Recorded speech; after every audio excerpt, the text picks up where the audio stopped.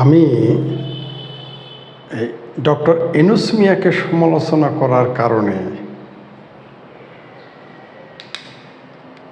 তার সম্পর্কে দু একটা অশ্লীল বাক্য ব্যবহার করেছিলাম। তার কারণে আমার কত লোকে মূর্খ, বেকুব, জাত বংশ তুলেও গালি দিয়েছে।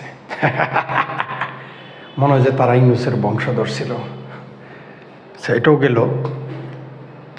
ইউনূসের সমালোচনার কারণে কতজন আমাকে আওয়ামী লীগের দালাল বলেছে।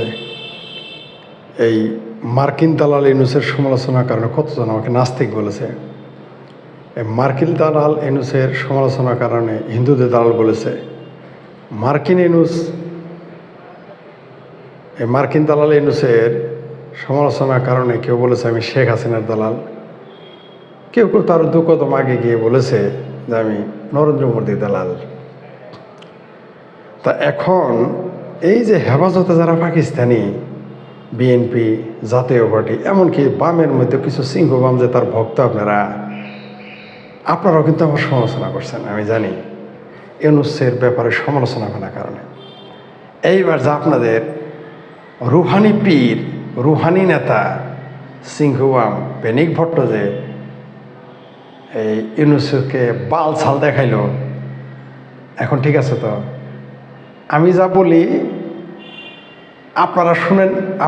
আপনাদের তো নয়া ডিজিটাল নবী হচ্ছে ইউনূসের আপনাদের এই নয়া ডিজিটাল নবী হচ্ছে প্যানিক ভট্ট, তাই না? তা আমি যেগুলো বলছি এগুলো কিন্তু আপনাদের প্যানিক ভট্ট এখন বলতেছে, আরও বলবে, অপেক্ষা করেন। তা এবার প্যানিক ভট্টের একটু জাত তুলে গালি দেন, তাকে মূর্খ বলেন, দেখেন আবার গাল দিতেছেন জিবাই ব্যথা পান না। আমি শেখ ফরিদ যদি ইউনূসের সমালোচনা করি আমি হয়ে যাই মূর্খ, আমি নাদান, আমি ছোট লোক, আমার জাত বংশ ভালো না। তো এবার যা আপনাদের পীর দস্তগীর আমিরুল মুশরিকিন প্যানিক ভট্ট আপনাদের যে আব্বা ইউনূসের সমালোচনা করলো, এবার কিছু বলবেন না। বলবেন না জানি, আপনাদের বুকে বড় ব্যথা নিয়ে হলেও আর বলবেন না। কারণ প্যানিক ভট্ট হলো আপনাদের কাছে নয়া ডিজিটাল নবী, কিছু চিঙ্কুবামের কাছে নয়া ডিজিটাল মার্কস, কারো কাছে ডিজিটাল নেতা, ঠিক আছে? আবার জামাতিদের কাছে ডিজিটাল আমির, ঠিক আছে? জামাতিদের হইল রুহানি আওলাদ, জামাতিদের কাছে তিনি রুহানি পীর। আপনারা যারা জামাতে হেফাজতে মসজিদের মধ্যে পিনাকির বয়ান শোনেন খুতবাবাদ দিয়ে, তাই না? তো এখন এই ইউনূসের আমি সমালোচনা করলে এত খারাপ হয়ে গেলাম, তা আপনাদের প্যানিক ভট্ট এখন কী করলো? আমি কিন্তু সেটা 15-20 দিন বা 25 দিন আগে বলেছি। সেগুলোই আপনাদের পীর, আপনাদের রুহানি পীর আমিরুল মুশরিকিন, ঠিক আছে, ভট্ট সাহেব বলে ওগুলো আরাম, আমি বললে হারাম, তাই না? আসতে হবে, আইতে হবো, আমার কথাতে আইতে হবো। আজ নয় কাল আইতে হবো, কাল নয় পরশু আইতে হবো। শেখ ফরিদ জামালপুরের কথাতেই আসতে হবেই। আস্তে আস্তে কেবল আপনাদের পীর আসছে না, ইউনূসের বিরুদ্ধে কথা বলতেছে। এই মার্কিন নয়া পেন্টাগনের নয়া দালাল আরও আসবে, আপনারাও আসবেন। চক্ষু লজ্জা একটু লাগতেছে তো, 2 দিন পর আপনারাও বলবেন। কেবল সিংহবামেরা চিচি শুরু করে দিছে, সিংহবাম মহিলারও চিচি শুরু করছে, সিংহবাম 2-4 জন মর্দারও চিচি শুরু করছে, আরও করতে হবে চিচি। কেবল তো শুরু হয়েছে, বিচি গালায় ফেলবে। ওই বিচারপতি মানিকের বিচি যেভাবে গালাইছে না, আপনারা যারা সিংহবাম, আপনারা যারা জাসদিবাম, তাদেরও বিচি গালাবে। মনে করছেন যে বিরাট বিপ্লব করে ফেলছেন। এক আহমদুল্লাহর ধমকে কাপড় চোপড় নষ্ট হয়ে গেছে ইউনূস সরকারের।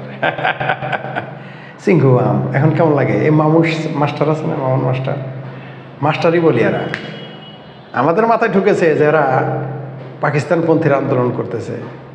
এই সরকারকে হটাচ্ছে যারা, মুক্তিযুদ্ধর কোটা এটা ইস্যু, এরা আসলে হেফাজতে পাকিস্তানি, এরা জামাতি, এরা আমাদের মুক্তিযুদ্ধ বিরোধী। আমাদের মাথায় ঢুকেছে এই মাস্টার সাহেব, বিশ্ববিদ্যালয়ের মাস্টার শব্দের মগজে ঢুকে নেই, কেবল চি শুরু হয়ে গেছে। আরও হবে। তো বেশি কথা বলবো না, অল্পতেই শেষ করে দিই। কেউ বলেছে এই লম্বা হয়ে যায়, ভিডিওগুলো লম্বা হয়ে যায়, একটু ছোটো করি। এই যে আবার রিপিট করি, আমার একটু পদভ্যাস আছে রিপিট করা। কেন জানেন?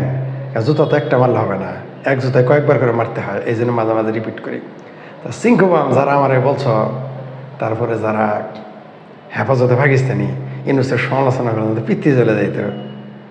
এখন যে তোমাদের আব্বা রুহানি আব্বা প্যানিক ভট্ট যে ইউনূসের সমালোচনা করতেছে, এখন কিছু বলল এখন বলতে পারবা না, কারণ জায়গা মতো লাগছে। আরও লাগবে, আরও লাগবে, আরও আরও অপেক্ষা করো, আরও লাগবে। এইভাবেই আস্তে আস্তে আস্তে আস্তে জ্বলবে, মগর বলতে পারবা না, আরও জ্বলবে, সোজা করে ফেলবে কয়দিন পরে। তো ইউনূসের বিরুদ্ধে লেগে গেছে শুধুমাত্র যে প্যানিক ভট্ট ওয়ারিশ পায় নাই, মানে আর কি উপদেশটাও আসতে পারে নাই বলে না, আরও কারণে বলবো বলবো আস্তে আস্তে আস্তে আস্তে বলবো, সব বলবো। তাই এবার আমি যাহা বলি তোমাদের প্যানিক ভট্ট তাহাই 2 দিন পরে বলে আর কি। শেখ ফরিদ যা বুঝে এবং বলে, কে যেন আমার বলেছে প্যানিক ভট্টের মতো আকল আছে, এগুলো তো আমরা বলছি। আমরা যাহা বলি তার 1 মাস পরে 25 দিন পরে তাহাই প্যানিক ভট্ট বলে। ঠিক আছে, আমাদের আকল কম, বংশ ছোট, বংশ বড় হচ্ছে ভট্ট, তিনি হচ্ছেন ভট্ট, একটা হিন্দু ভট্ট, তার বংশ না বড়। এই বাংলাদেশে জামাতের আমির এসছে, তার বংশ বড়। এই সিংহ বাবেন আমির এসছে, তার বংশ বড়।